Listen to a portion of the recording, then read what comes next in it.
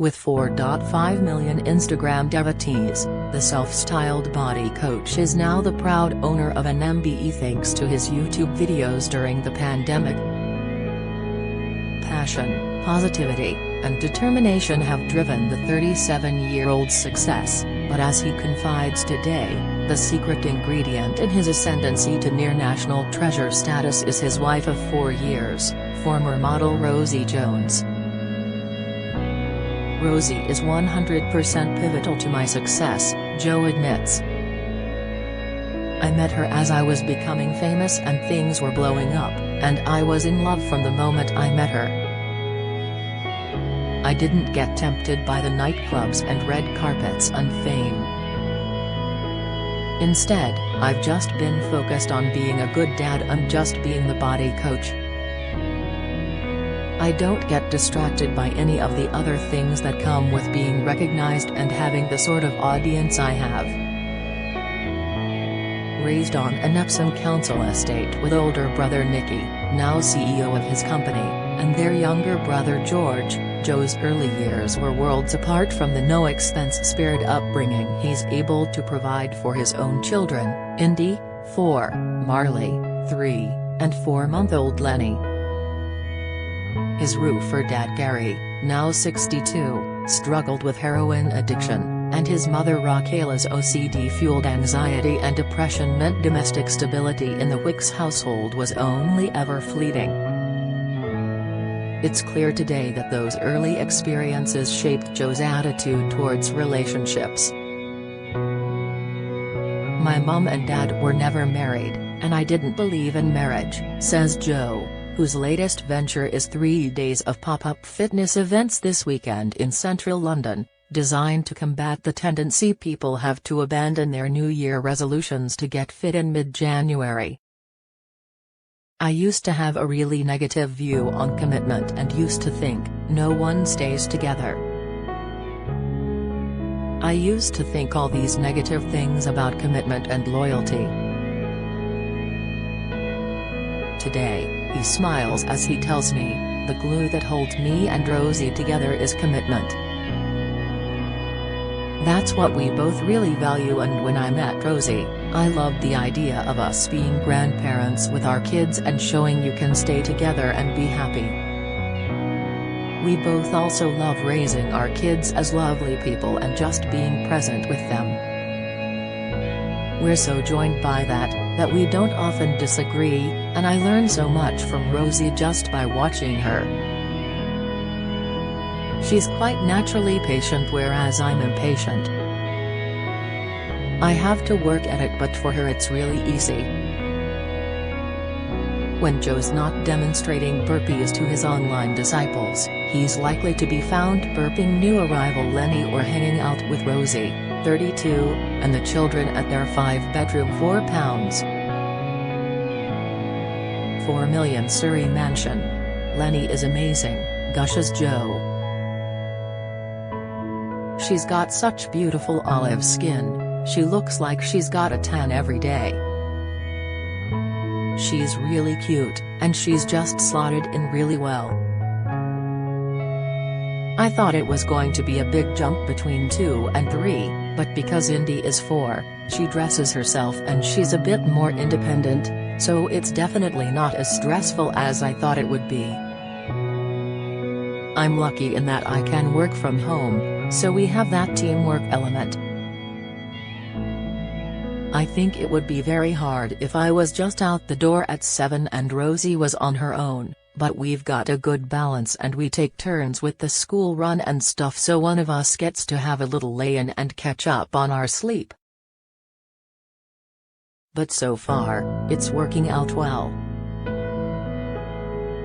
Also working out well is Joe's improving relationship with his father Gary, which he examined in last year's emotional BBC documentary Joe Wicks, Facing My Childhood. He's clean right now, but he's still doing the 12 steps and going to the NA meetings, which is an important part of his recovery, says Joe.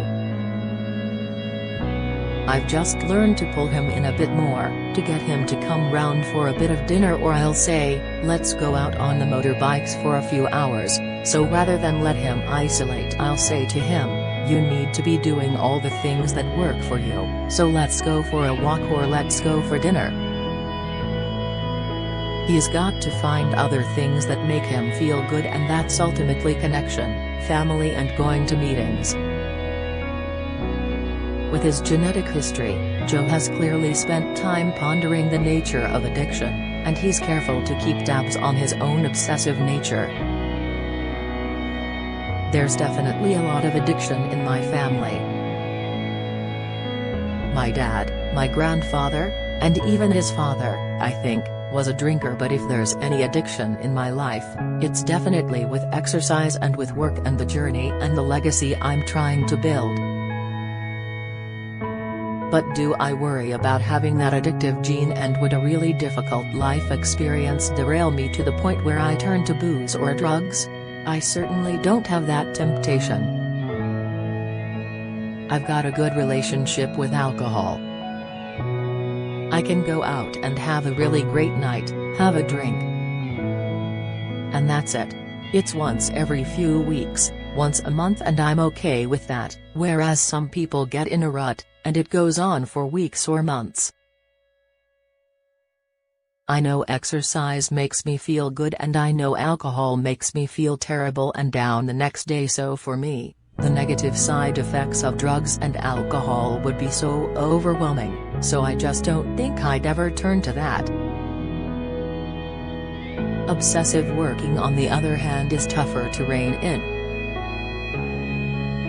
People might say I'm a workaholic, he laughs.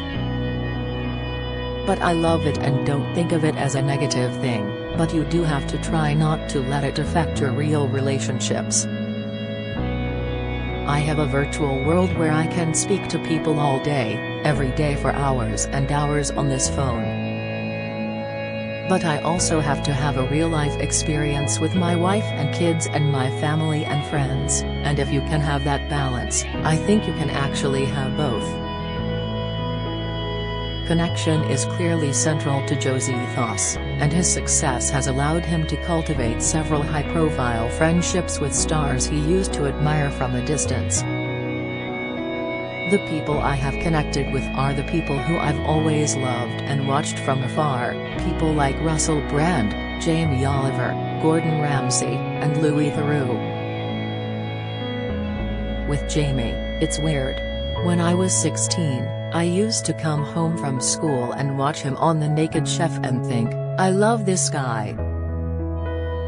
I love watching him cook, and a few months ago there I was round his house with my whole family and he's cooking this amazing Sunday roast for all of us. I'm not someone who is out with different celebrity mates week after week. I'm not a party guy, but I think you're only drawn to the people who inspire you and have a positive energy about them. But me and Jamie aren't hanging out all the time though. That's the first time I've been round his house, but I took my kids, and we had a great day. The most immediate challenge for Joe, before taking his PE with Joe on tour first to Australia next month, then on to America later this spring, is to dissuade flagging fitness enthusiasts from ditching their positive New Year fitness intentions. The middle of January is when numbers drop off and people stop going to the gym and everyone loses focus, he says.